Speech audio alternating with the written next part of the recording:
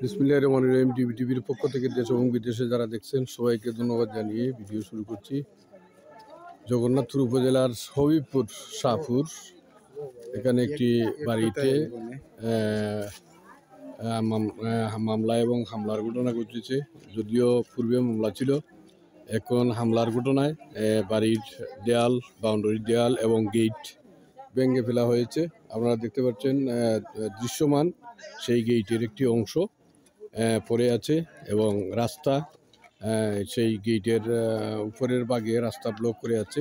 সম্মানিত ভিউয়ার্স, ভিডিওটি শেয়ার করে দিবেন এই আশা এবং প্রত্যাশা রেখে ভিডিও শুরু করছি। জগন্নাথপুর উপজেলাধীন হবিবপুর শাহপুরে এই একটি মারামারির ঘটনায় এলাকায় থমথমে বিরাজ করছে এবং যে কোনো সময় একটি অপ্রীতিকর ঘটনার সম্ভাবনা রয়েছে।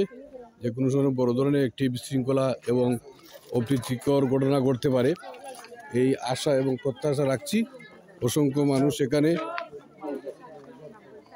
ঘটবে, এখানে 100% মানে এক সময় সংঘর্ষ হয়েছে, এখনও সংঘর্ষের সম্ভাবনা উড়িয়ে দিচ্ছেন না এলাকাবাসী।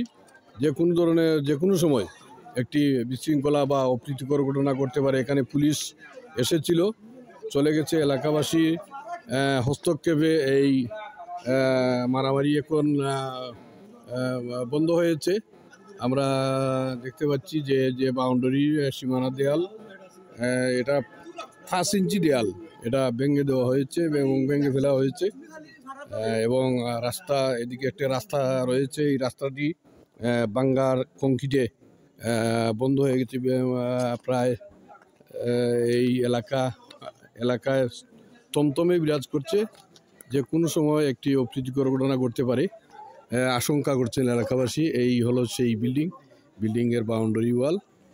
অসংখ্য মানুষ এখানে আছে, সবাই তামেশা দেখছে, কেউ ফিরাচ্ছে।